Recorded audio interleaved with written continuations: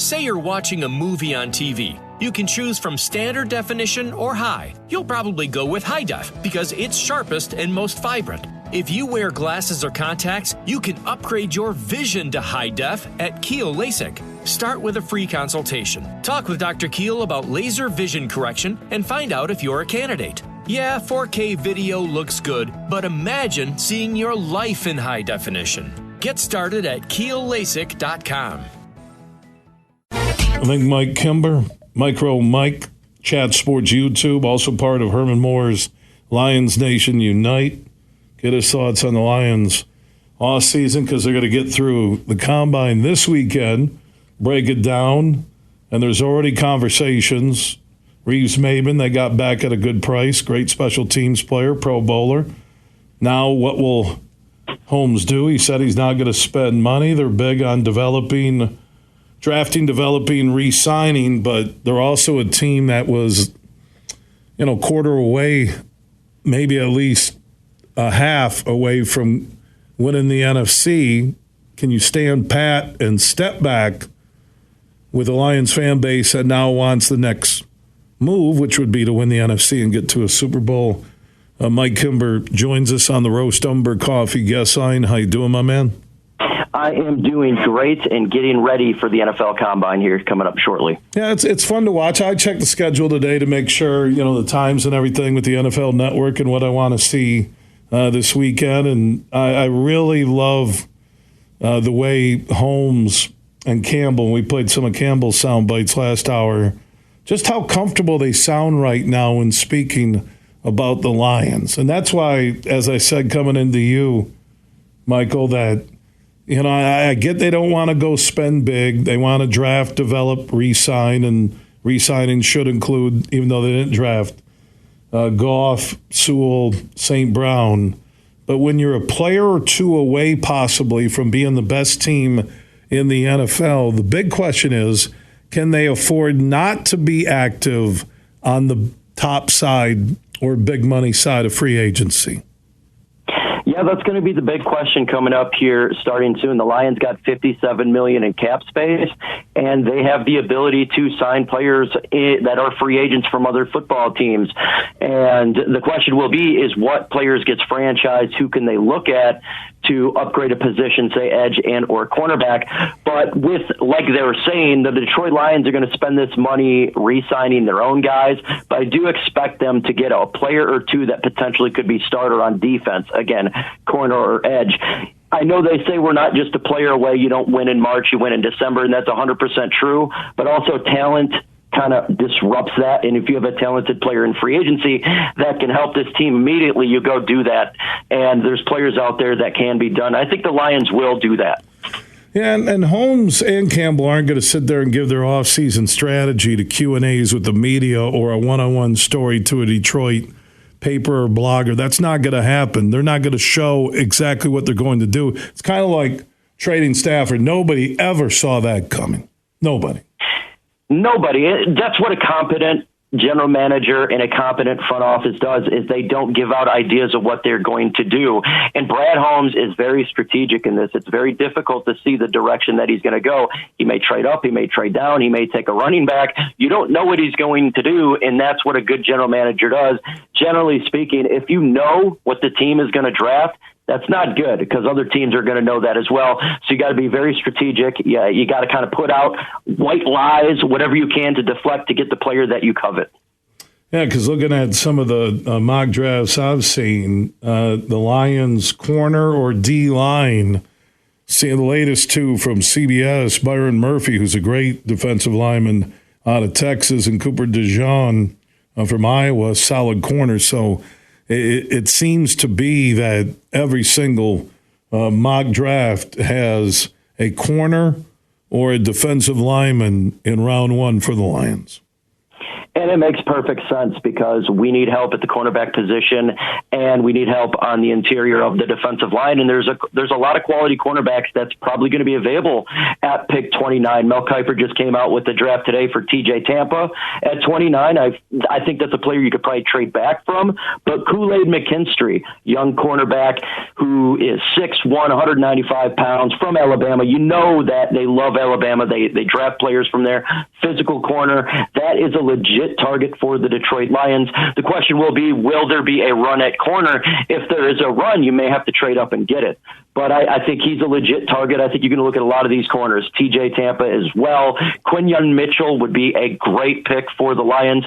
But we just got to find out, will they actually be there at pick 29? And if the top corners are gone, just like you said, you go ahead and go the interior of the defensive line. You can go edge with Darius Robinson.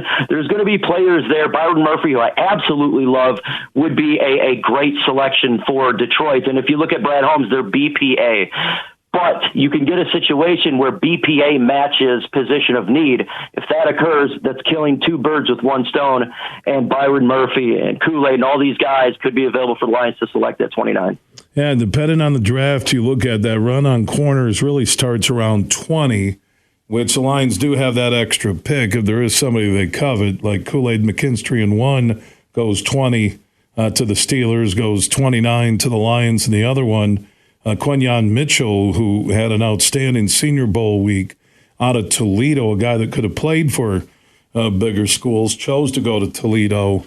He's right there with McKinstry on who will be 1 and 2, and when will that run begin. And then your Holmes, and you're evaluating top-level free agents, mid-level, guys who can fill roster spots.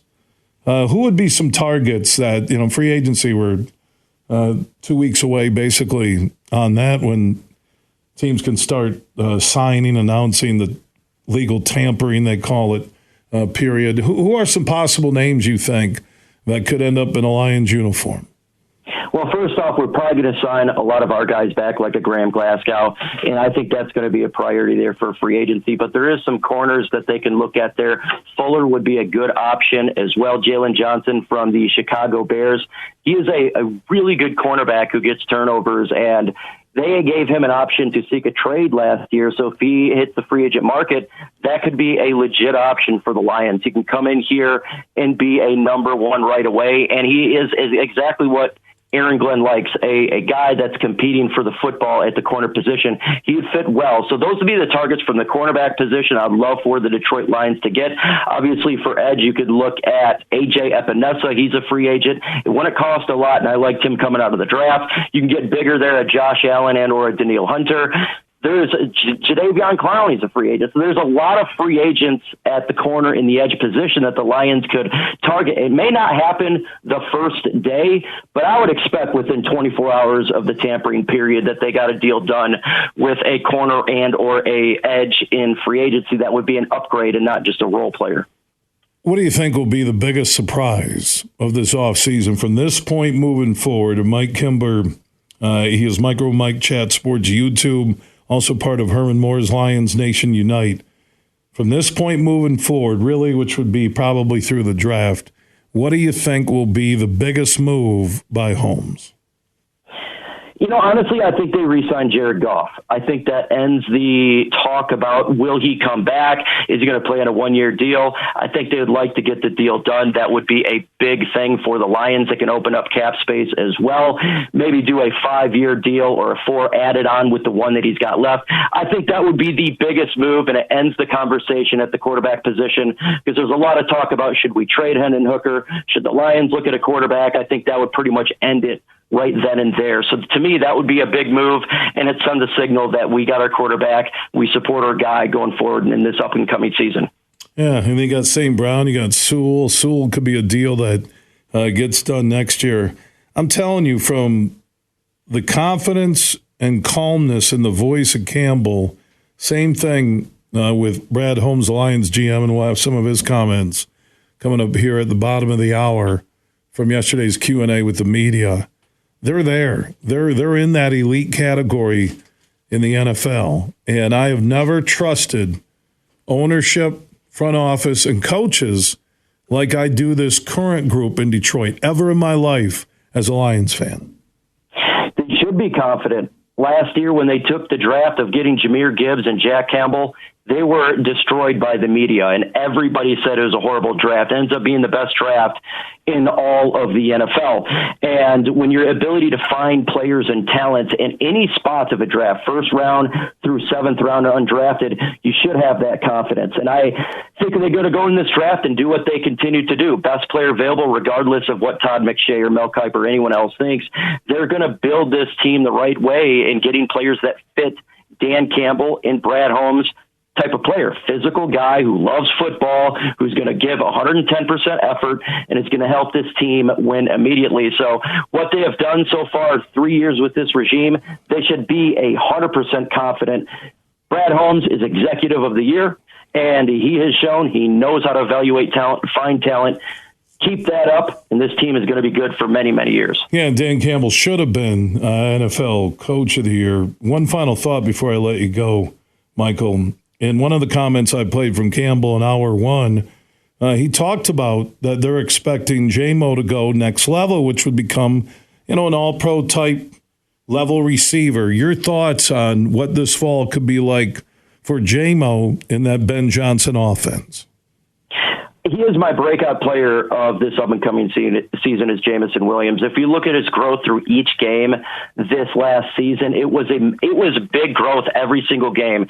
His route running is now becoming very crisp. He's physical with the football. He attacks the football. You already know he's good at blocking, and now he can hit the middle of the field as well as deep threat. I think exactly he's going to have a breakout campaign. He'll be the number 2. And Jared Goff and him are starting to get on the same page. It takes a little bit of time sometimes for a wide receiver and a quarterback to be connected, but you've seen it. It is now happening, and you're going to see a Jameson Williams, if he stays healthy throughout the season, he's going to have a breakout campaign. I could see him get over 1,000 yards, and amon-ra St. Brown still doing really well. Jameson Williams, and when it comes to our offensive coordinator, Ben Johnson, is going to be used all over this offense. We've seen it. He can go in the running back position. He can play in the slot. He can play on the outside. Ben Johnson's going to have fun with this young man.